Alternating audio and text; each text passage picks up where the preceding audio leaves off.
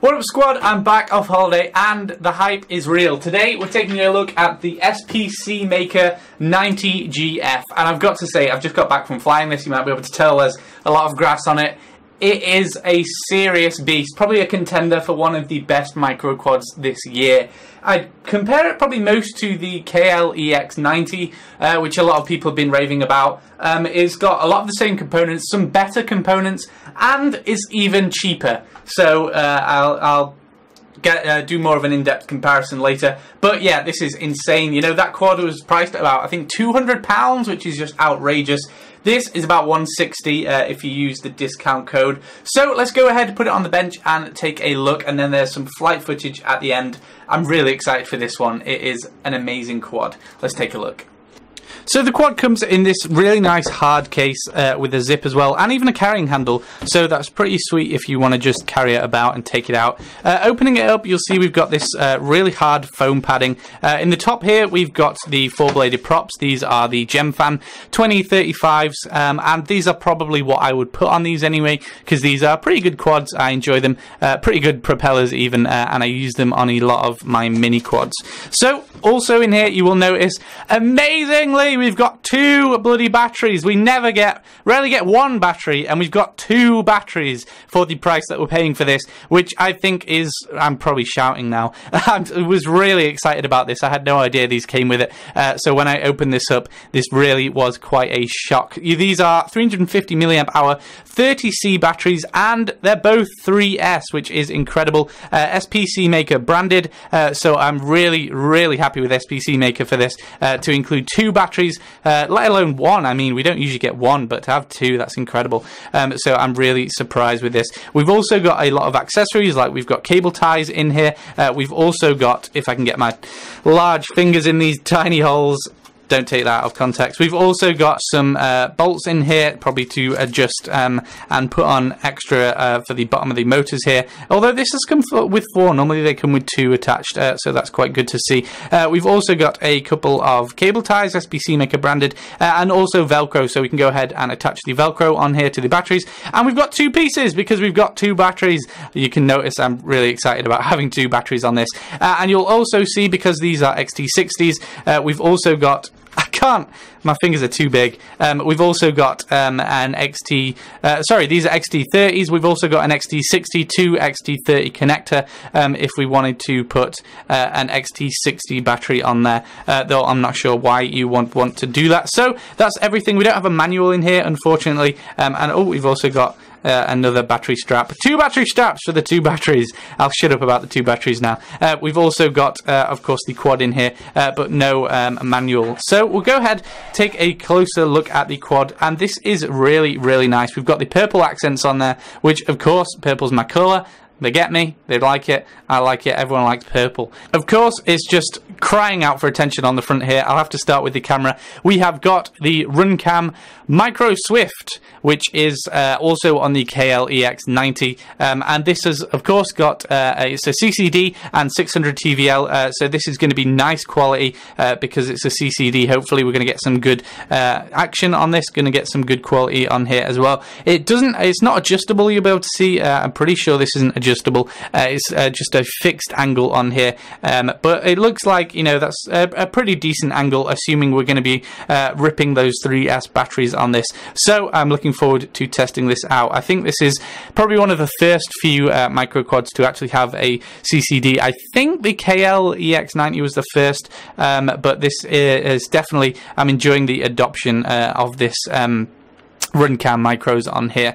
So taking a look, we'll go ahead, take a look at the motors now. These are SPC Maker branded, as you'll be able to see, if this will focus on here. And these are, registered even, it's a registered trademark. These are, as you can see on here, 7500 kV and 1104. They were 1105 on the EX90, so these may have a little bit less thrust, but we're going to go ahead and test that out. And I just, look at that camera, it looks great, love it. So yeah, taking a head on over to the stack on here, you'll see we've got a 3-tier stack. If this camera is going to focus, it's got really bad manual autofocus on this. Manual autofocus, that doesn't make sense. Autofocus on this, I'll zoom out, there we go. So we've got a 3-tier stack. We've got the ESCs on the bottom here, as 4-in-1 ESC, sorry, on the bottom here, as you'll be able to see. This is unfortunately only a 10 amp. I think it was a 12 amp on the KL, but you know, it's still good enough. You know, we got probably most of them are about 10 amps at the moment. You know, we're just starting to increase them in 4-in-1 on the micro quads. So I'm not worried about this being 10 amps, you know, especially with it being supplied with 3S batteries.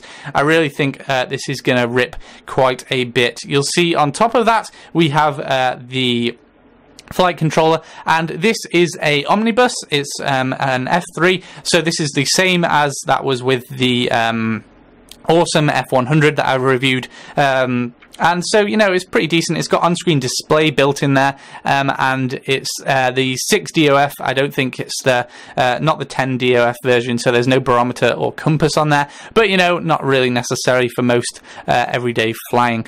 So yeah, this is going to be quite good with the on-screen display built in with this Runcam Micro on the front here, and that's going to be a nice touch. On the top, you'll be able to see we have the video transmitter, although actually that...